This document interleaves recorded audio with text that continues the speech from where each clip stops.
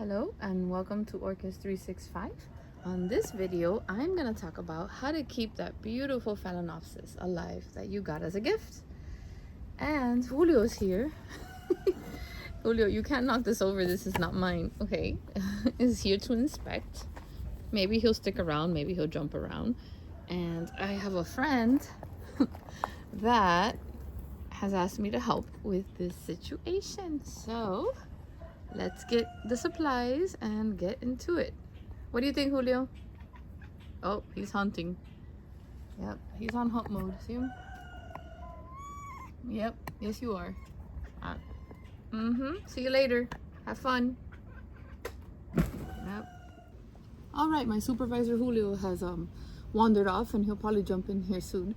So I decided to make this quick video because I'm helping a friend that is learning how to keep the Phalaenopsis alive. And like many others, you know, if you don't have a huge orchid collection, if you're not familiar with the different genus of orchid species and all that, you're like, okay, this is hard, help me, how do I keep it alive? She's been doing a really good job because I taught her how to water it, how to let it drain and leave it alone until it needs the water again, how to avoid watering the crown, and I'm really proud of her because she's done a good job. But I offered to repot because spring is among us almost. Still chilly here in Florida, but I thought that if I didn't repot this soon, I didn't want her to feel like she was doing a bad job. It's not her fault. I wanted to show you a different situation. I've done this with the Phalaenopsis that are usually found in complete moss, and I've showed you how I unpack the moss, you know, because too much moss can be a bad thing unless you have it inside and then you can control, you know, how moist the moss stays. Then you have to let it out. Now this situation is different because it's actually in bark, so this is why my friend has been doing such a great job. However, she does have it in this pot. She does not put it in here until she's done draining it. She's doing a good job. But there's a situation here that maybe some of you that don't have a large orchid collection or aren't familiar with the repotting process, you have to beware of it, right? Because it sets you up for failure, and then you're gonna think that you're an orchid killer when you're really not. So although this is sitting in some good media, there's this situation that I was showing my friend that I need to get it out of.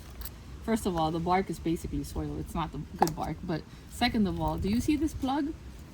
This plug is stopping her from growing, okay? So most of them have this plug either hidden in the moss or hidden in the bark. You will never see it unless you take it out of its media like I just did. So this is a compact peat moss, right?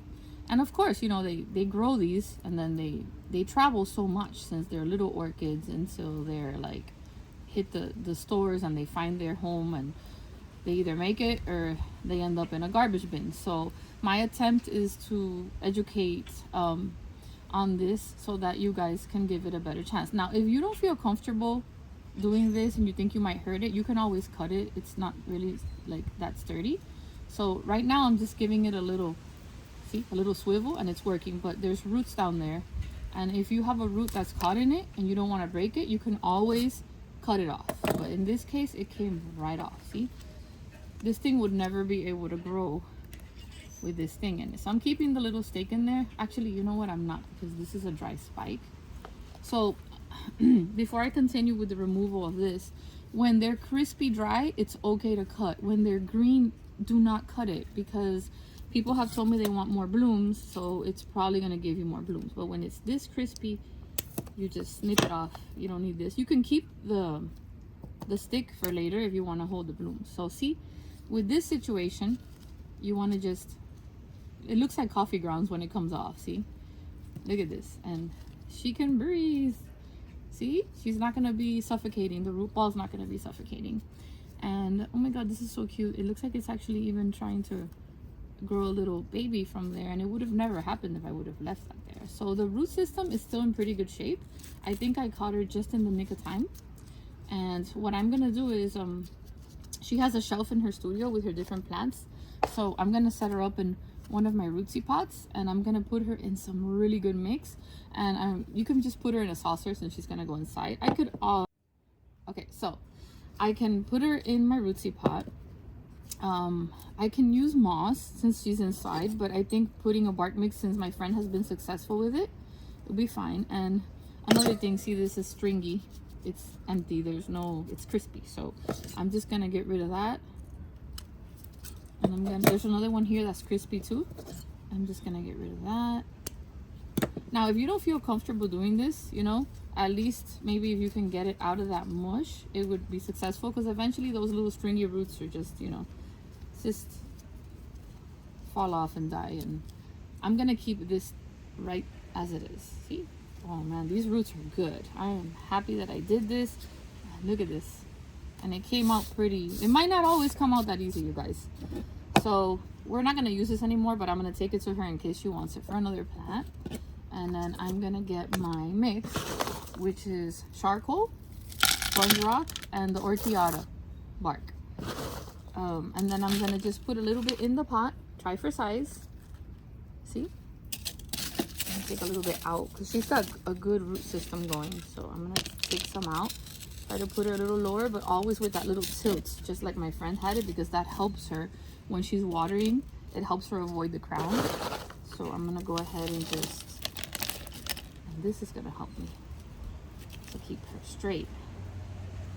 And I told her we gotta keep this spike because it's green, and I'm gonna fertilize it for her. And to try to find a fertilizer that's easier for someone that doesn't have a large orchid collection. Like, she's not gonna mix a gallon of 20 if she has only one orchid on her shelf.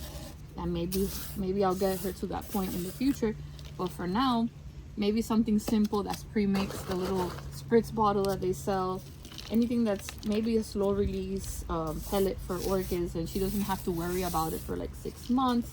You have options. So for now, I'll fertilize her with what I got, and then she can decide, you know, how we're gonna keep her. I mean, Jesus, it's already, look at it just changes. I kept the same tilt that she had, and she looks lovely. And the fun part is she's gonna be able to see those rootsies, like I like to call them. She's not gonna recognize this orchid when I take it back to her next week. So I'm making sure that she's tight in there. And I put her on a little watering tray, and I spray her with some seaweed and some good fertilizer that I have to give her a start. See that? She looks gorgeous. So I just repotted a common phal, and I thought, well, you know, for Valentine's Day, a lot of people get orchids, and then they're like, oh, I want more flowers. And I get asked when I'm on play dates with my son and stuff, and people are like, oh, you grow orchids, oh, they're so difficult. And I'll give them like a little tutorial, and they're like, okay, you need to put this in a video. So I went ahead and I'm doing this now because I find it so much more helpful. And they're telling me they're doing everything right. They're getting beautiful leaves, they have it by a filtered light window. And I asked them, do you feed them? And they're like, what do you mean? And I'm like, could you imagine if somebody just puts you by a window, right? So you're getting light, gives you water when you're thirsty, but never feeds you. Are you gonna want to give that person blooms? So I told them, look at your orchid like a, you know, like what it is, like a little living being. And once you give it that fertilizer, you know, this spike is gonna keep on giving you flowers. So I hope this got right to the point, and I'm not yapping too much. I hope it helps you get some confidence on keeping your orchid alive. And again, it doesn't matter what your setup is as far as the pot goes. You can have it in one of these pots, you can have it in moss, as long as you are properly draining it and not making orchid soup, because I often see them in these pots, these plastic containers, and they're just swimming in there. I think one of the main things that kills these, as they like to call supermarket phals, is that they're set up, you know, for failure. Like you know, so you're not given the instructions that you need, and often it's not you guys. You just need to know what to do with these. And those tags that say water with ice cubes, I hope that's a thing of the past, although I keep seeing them. These are not cocktails, you guys. This is a plant, and the ice cubes will shock the root system, okay? And eventually it'll be a slow, painful death. You can get away with it maybe a few times, but right now she's looking really healthy. So I hope you found this video helpful. My assistant Julio has bailed on us once again, and I'll catch you next time. Please always remember to be kind. Bye.